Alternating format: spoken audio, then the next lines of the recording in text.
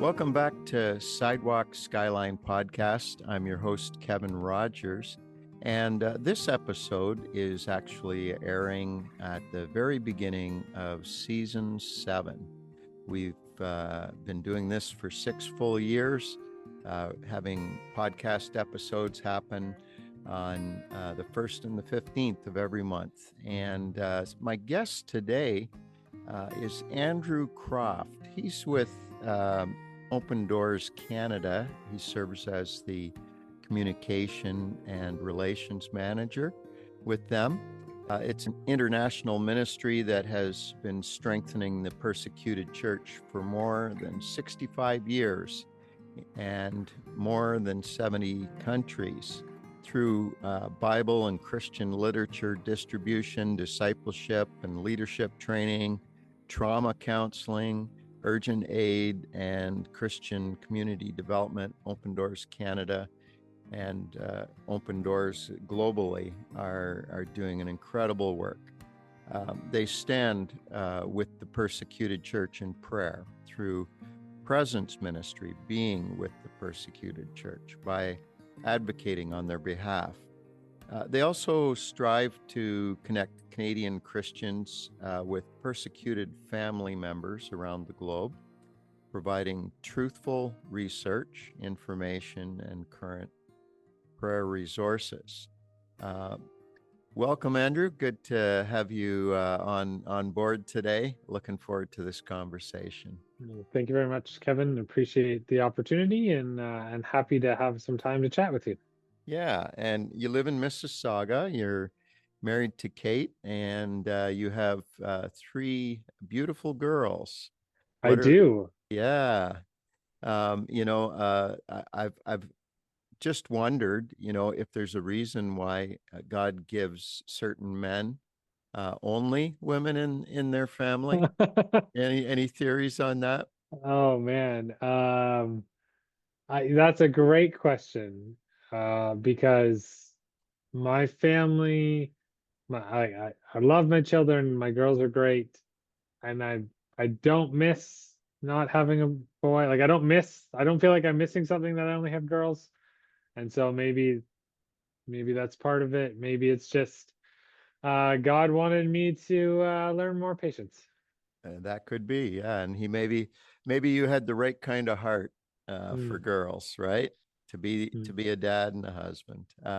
So I'm curious with all my guests to find a little bit about their own story, their own journey, mhm. and you're working with Open Doors Canada, but there's probably a whole lot of pieces in your life that led up to being employed by them and having a sense of this is God's placement in your life. So talk to me a bit about your journey. Where did it start, and how did God get you here? Yeah, absolutely. So I mean, I grew up in a Christian home. You know, learned about faith through my parents, through going to church. Um, and I think for me, one of the key things that has led to me working for Open Doors, when I was in, I want to say grade 8 or grade 9, I was going on a mission trip. And as part of that mission trip, one of the required readings as our training was to read the book God Smuggler. Oh, Brother And so Andrew. your brother Andrew's Yeah. God Smuggler, right? And so I read that book, and um, it's a very challenging book when you see someone who's so willing to give everything to make sure people are Christians are being helped and getting access to scripture and all of that. It's inspiring, and there's a lot of cool stories in there, and so that's inspiring. And so I reread that book a few times over my life, and as I grew up and I ended up becoming an ordained minister in the Pentecostal Assemblies of Canada, I I was youth pastoring at a church, and I was speaking one Sunday morning, and as I was preparing my sermon, I'm like, there's a story in God's Smuggler that would be really good in this sermon. And so I start flipping through the book to look for it, and I find it, and in the process read the entire book again. just because I enjoyed the book. And as I finished that book, I'm like, I wonder if Brother Andrew has any other books. And so I started Googling, and I found another book by Brother Andrew called Secret Believers, and I ordered it and I read it, and I was really impactful for me, really enjoyed it. And at that time, the executive director of Open Doors Canada, Gary Stagg, started attending our church. And I was part of my role as youth pastor was also overseeing missions. And so I began to talk to him about Open Doors, and he started giving me other books. And then I'm on the website, the Open Doors website at one point, and I'm like, I see a job, and I'm like, should I apply for this job? And my wife and I talked about it and we prayed about it, but part of it involved a lot of travel, potentially a lot of travel, and we weren't sure about that with our young family. And so I was like, finally we got to the point, yeah, you know what? Let's apply. I'm gonna apply for the job. I go to the website and the job's gone. I'm like, okay, that's fine. Uh Obviously, this isn't where God is leading me. But then I was going out with Gary for coffee because we were bringing them on and Open Doors on as missions partners at our church, and I needed to talk to him about that. And we sit down, and the first thing Gary says to me is like, "Hey, you never applied for my job." And I'm like, so I just sat there and I was like, "Well, I guess I go for it." I said, "Well, I was going to," and I told him how it was gone. He said, "Oh, don't worry about that. Send me in your resume." And so I did, and from there it just kept moving forward until I started working at Open Doors in 2018. Wow, 2018. That's that's a significant contribution, that number of years, Mhm.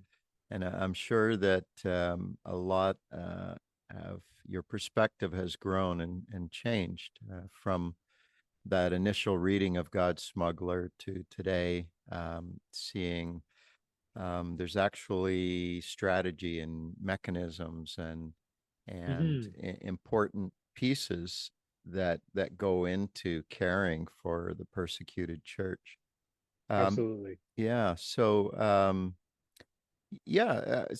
when we talk about Christians being persecuted, it might not mean that somebody at work doesn't like me because I'm one of those Bible thumpers. That might Mhm. not be persecution. There's a whole that's just a minor offense in the scale of what's happening to people. Can you give us just maybe give us the overview of current realities globally? How many persecuted Christians, and where are the hot spots? And Yeah, absolutely. I'm so, happy to assume, do that. yeah, if somebody was listening and they say persecuted Christians, what are you talking about? Yeah, well, you said in the intro that one of the things that Open Doors focuses on is truthful research. And so every Hmm. year we do research into and we create this document called the World Watch List, which is an annual ranking of the top 50 most dangerous countries to live in as a Christian. It's a product of desk and field research. In fact, there's like 4,000 plus people involved in putting it together, because it's you're talking to people in countries and getting grassroots information. And so that research is really important to us because it shows us uh, where we need to be working in the world, and where we need to be focusing our prayers. But one of the things that research shows us is that in our world today, more than 380 million Christians around the world face high levels of persecution and discrimination for their faith in Jesus Christ. That number's gone up in the last 5 years. Yes, it continues to rise. And that's just the reality of what's happening around the world, is that um, when people are faithfully living for Jesus, the one of the potential ways that the enemy tries to discourage them is through persecution, Hmm. right? And so it's happening around the world. 380 million, huge number, but that's 1 in 7 Christians worldwide. So that means that there's six of us that aren't highly persecuted, for every persecuted Christian. And so certainly together, through our prayers, we can surround them and show them that they're not alone, and that we work together. I recently watched a documentary on North Korea, Mm-hmm. and I was really fascinated. I believe North Korea is the number one It on the list is. of 50, isn't it? And I was fascinated as I looked at the documentary and going back to the original tensions that led to Korea dividing North and South, South with the American influence, North with the Marxist communist influence. Mm-hmm. And prior to all of those tensions, there were many Christian missionaries in Korea building schools, building hospitals, uh, providing vital infrastructure to help Korea. And in fact, the founder of North Korea, um, Kim Sung, was grew up uh, uh, in a Christian home, went to Christian schools. He was an organist for worship, Mm-hmm. and but then the unfolding story, he became enamored with and gave himself wholeheartedly to Marxist ideology. He then took it a step further than Marxism.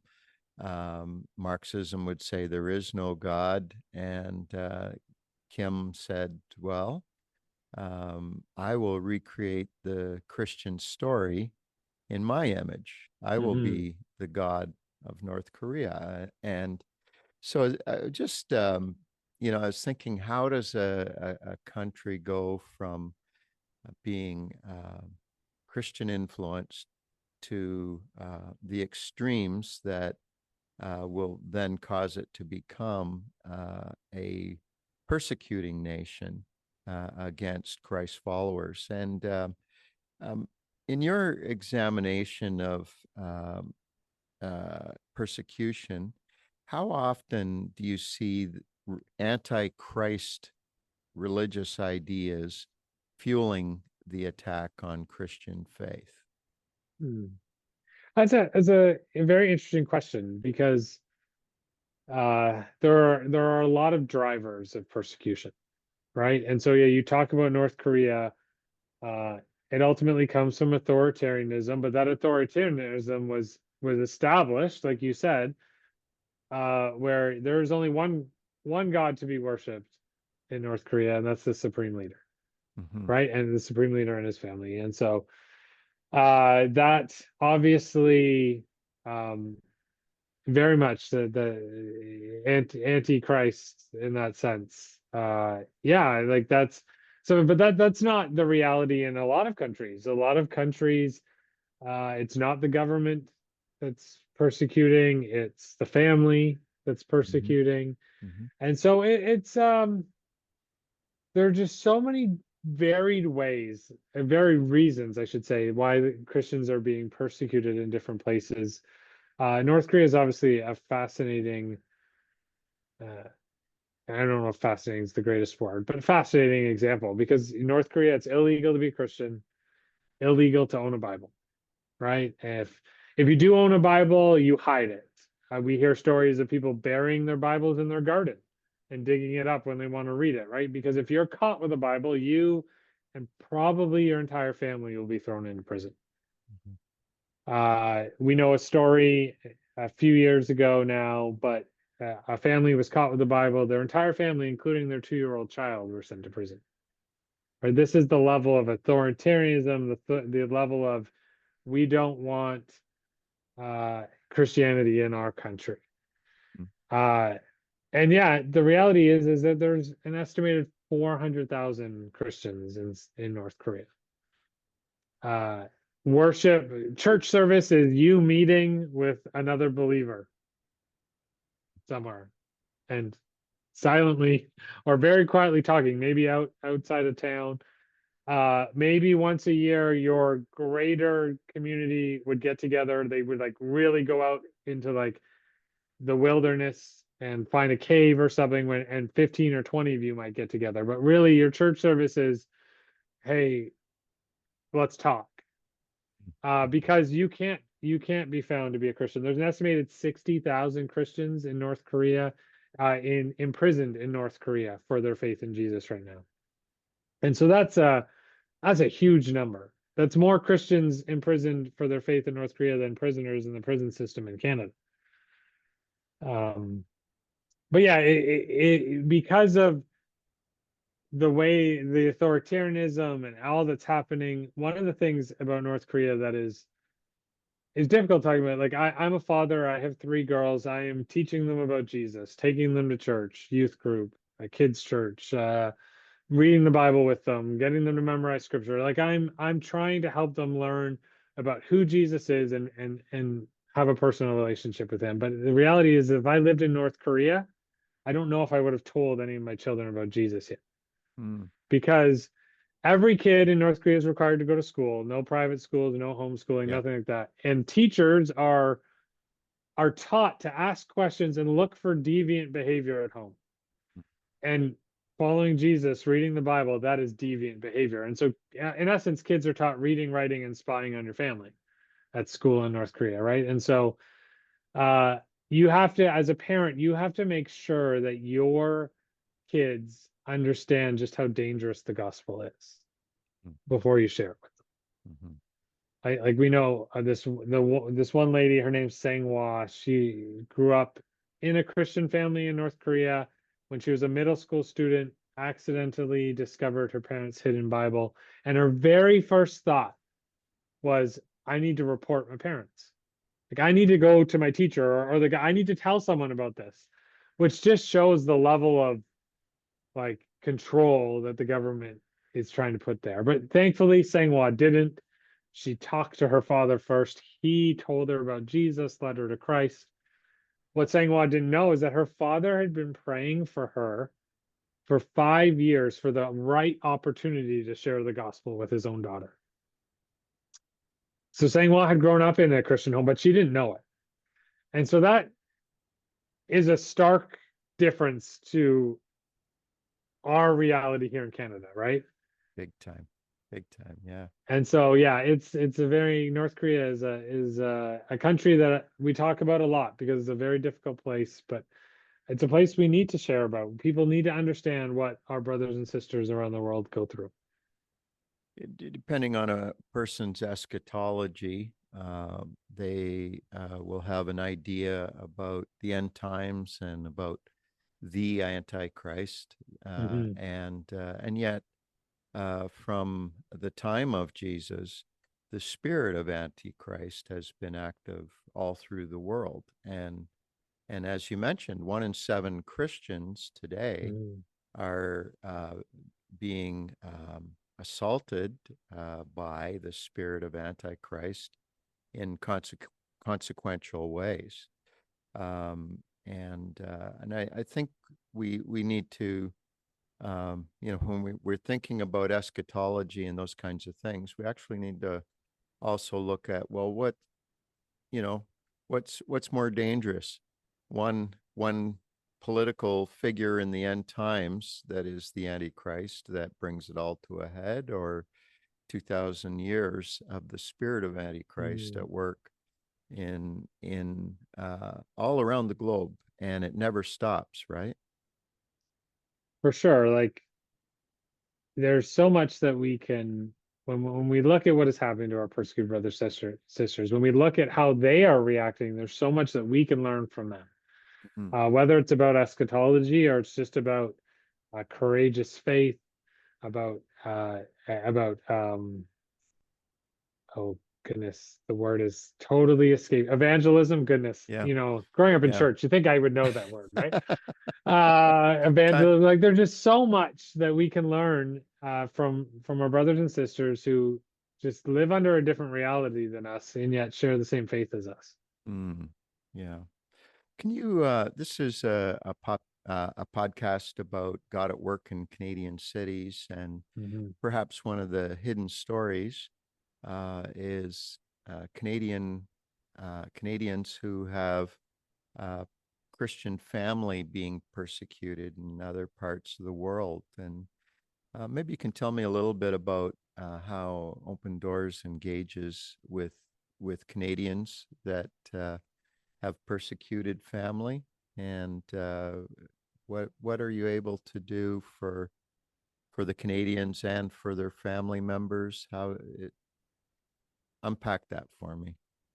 Yeah. So in Canada, our our goal, our desire here is to help the church in Canada to become aware of what is happening in the persecuted church, to pray for our persecuted families so that they can be strengthened and encouraged and continue to live out their faith. Often I'll go and I'll speak at a church, I'll do an event, and after I'll have someone come up from a country where they experience persecution, and the first thing they'll say is thank you.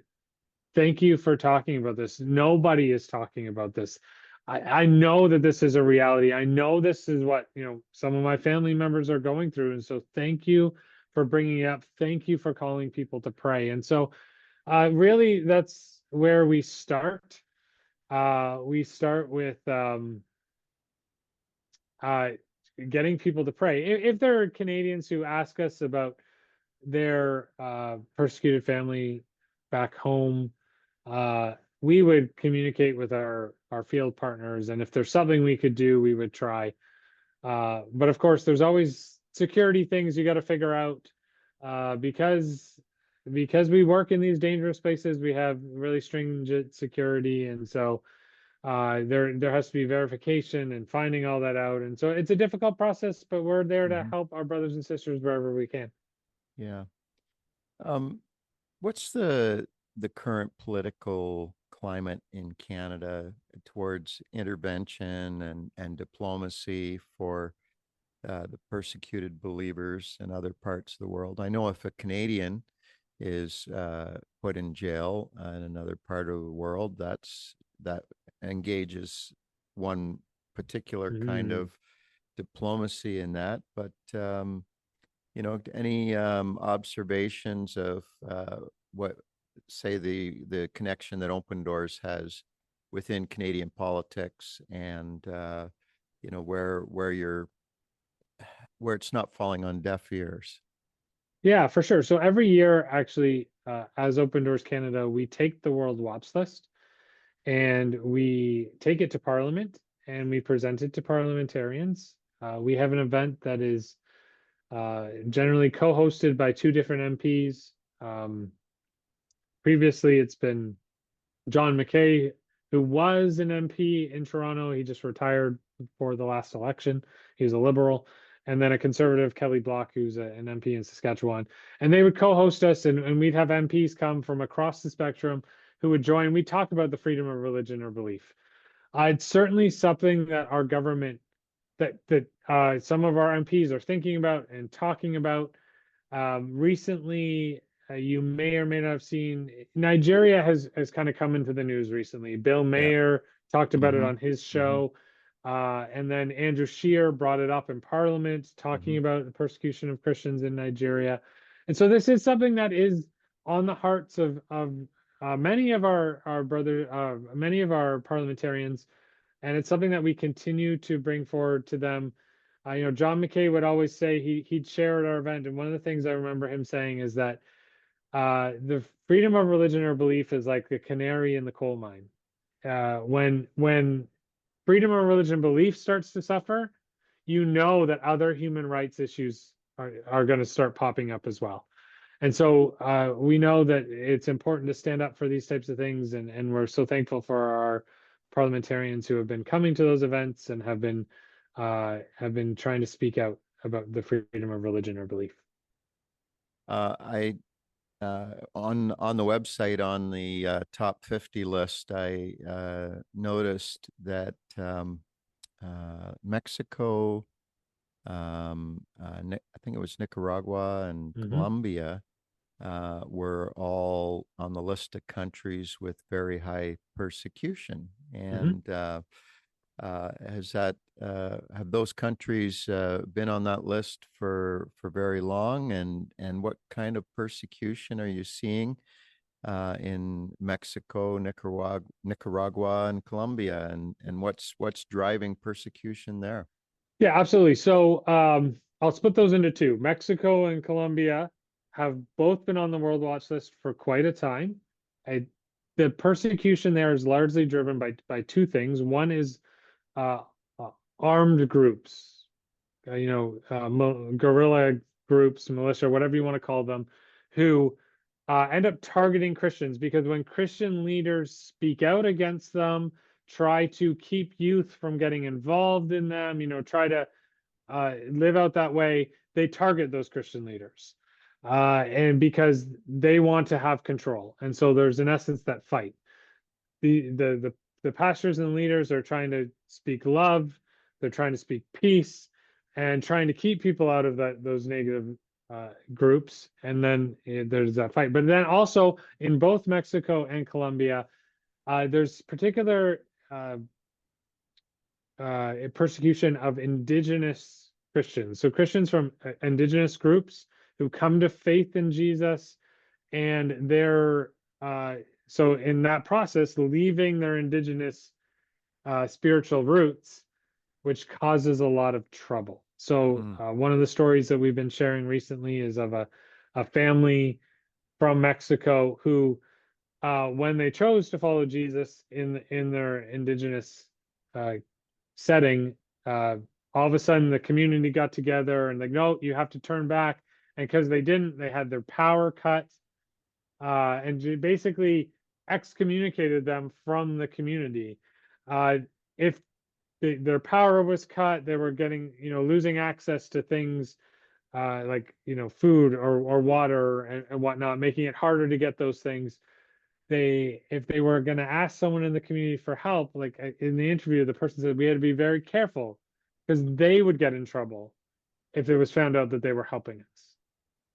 Right. And so this is what happens as well in an indigenous communities. And then the other country you mentioned, Nicaragua. Nicaragua is a very is new on the World Watch list. I think it's been on there the last 2 years, maybe three. I can't remember off the top of my head, but it's because the government is very authoritarian.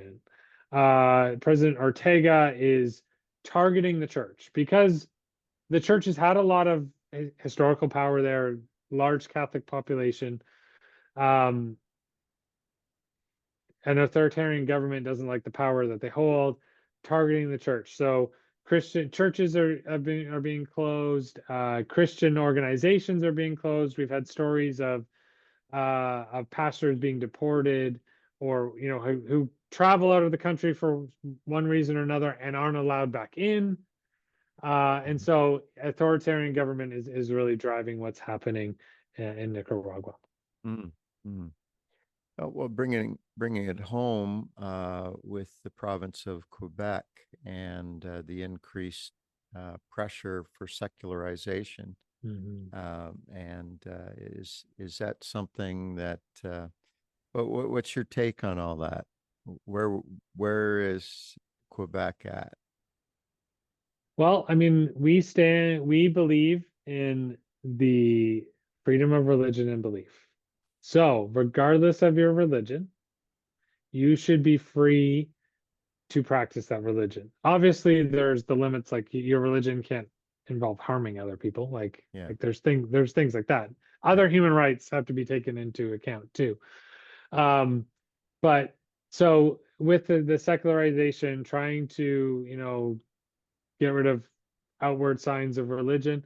I mean, obviously that's an attack on the religious freedom, Mm-hmm. and so we would hope and believe that Canadians would recognize the importance of freedom of religion and belief, that everyone should have that right. Mm-hmm. And that, I mean, that's even as Christians, we sometimes struggle with that because we think, well, as Christians, we should have the freedom to believe. But if someone is not a Christian and has a belief that they want to live by that goes against ours, we like to say, well, no, you can't do that. Right. And we try to make that illegal, or we try to do things like that. And so it's an interesting conversation, but we would stand up for the freedom of religion and belief, that everyone should have that right. Mm-hmm. Mm-hmm. Um, the ma- many people are worried about the influence of Islam in Europe and in Western nations, and some of that comes on the heels of uh, Islamic persecution of Christians, say in northern Africa, Mhm. Nigeria, places like that. Um, does Islam play a major role in the persecution of Christians globally, or are they just one of many offenders? Like, is there a sense of who's who's most set against Christians globally? If Mm. you had to take it to ideology and Oh. religion. Well, so certainly Islam, uh, Islamic militants cause a huge issue for the church in sub-Saharan Africa. There's many places, Islamic countries, where Christians find it very hard to live out their faith, experiencing pressure and persecution. But it's not just Islam. India is number 11 on the World Watch list. It's not Islam. It's actually extreme Hinduism that is targeting the church there. You go to a country like Sri Lanka, and you get Buddhism that is targeting the church there. And you go to other places in our world, and you actually see Christians targeting other beliefs. And so this is where we come back to this whole freedom of religion or belief, that we need to accept that other people will choose to believe something else, Mm-hmm. and that's okay. And we are called to love them. Brother Andrew, uh, he learned this from somebody, but he asked if he could adopt it, and he did. He said, for me, Islam stands for I sincerely love all Muslims. I love that. That's great. Right. And Yeah. brother Andrew was uh almost like prophetic not like in the future, but in the, I'm going to speak the truth. And he talked a lot about Islam, and he would say, oh, you have all these problems with terrorists, but when's the last time you prayed for a terrorist? When's the like have you ever, right? Have you ever prayed for them? Because doesn't Jesus say for us to love our enemies?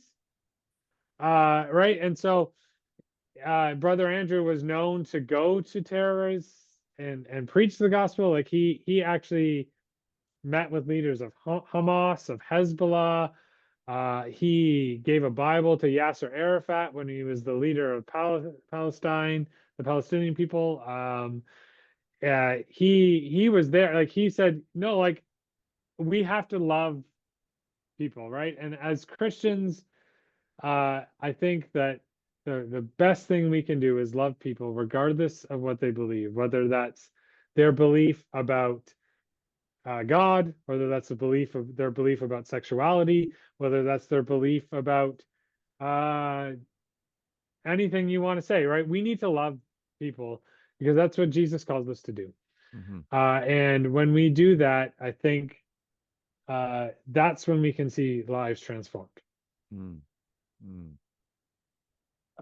Do you, I think some people are always thinking, oh, well, it's a political issue, or it's a religious issue, but uh, the spiritual issue, the Paul talks about wrestling not against flesh and blood, Mm. but against principalities and powers of darkness, and um, how how do you see it with your your close at hand observations of persecution, how often is there, something very dark and spiritual that permeates a people?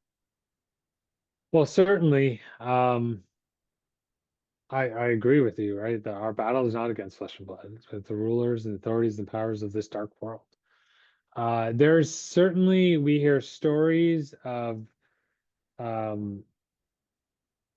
of that spiritual battle, of people who are persecuted, um, and and certainly there's a darkness there, whatever you want to refer to it as, at a spiritual level, right? But the principalities and powers and authorities of this dark world will also use political things, and they will also use social things, and they will also use whatever they have at hand, right? And so I think that all those things are combined, right? Like we don't, they're not in their unique boxes.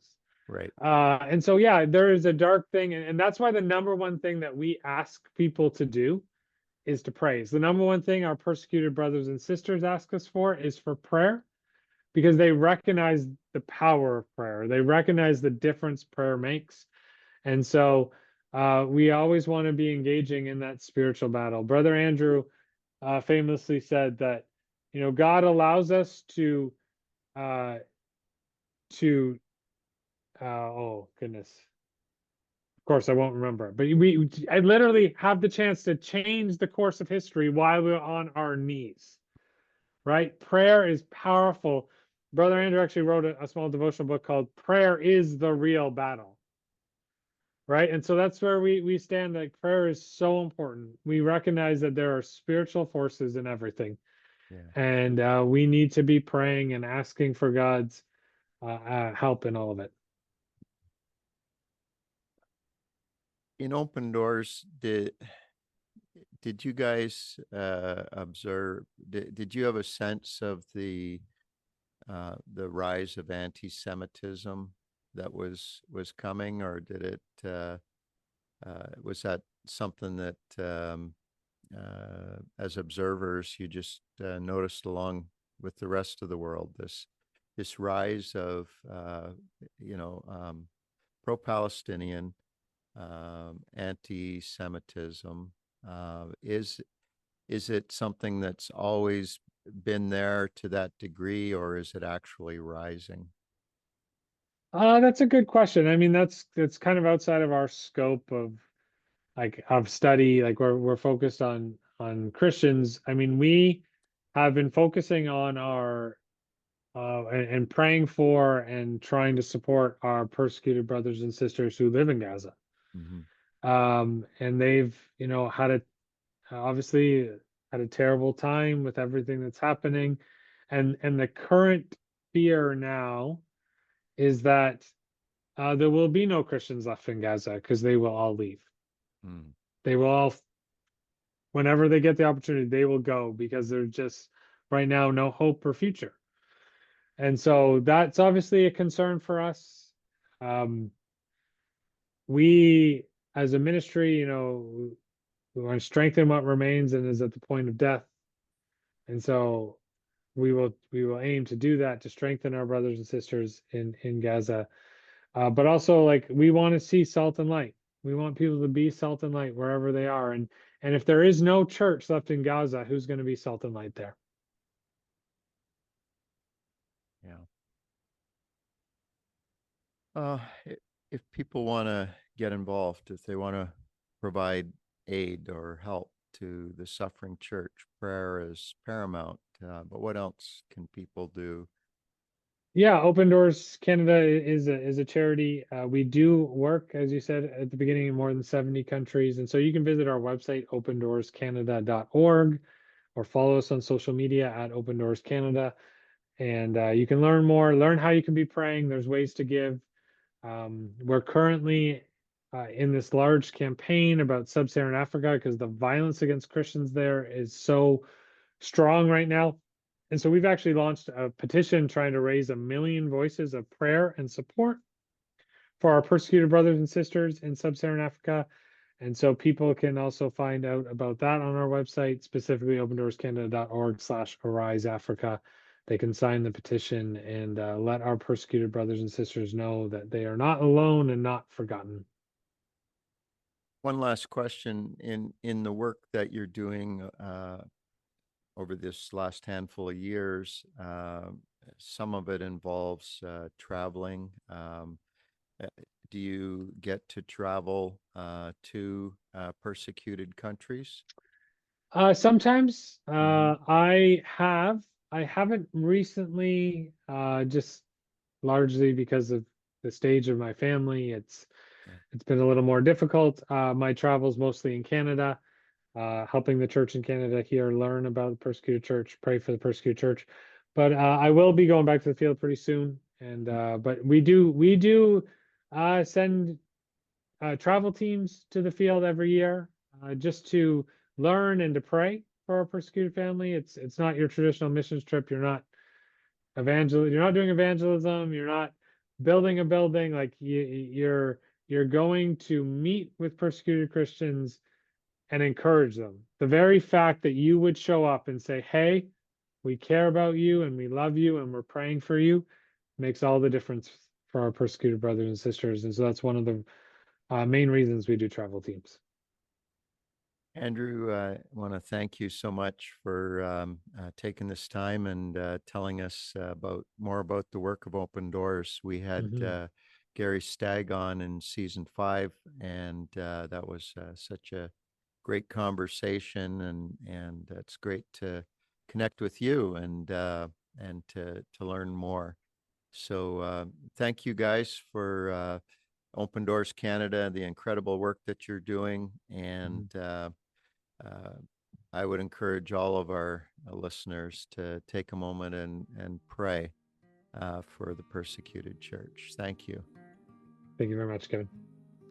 And that was Andrew Croft. On our next episode, I'm going to be having a conversation with Mark Collins.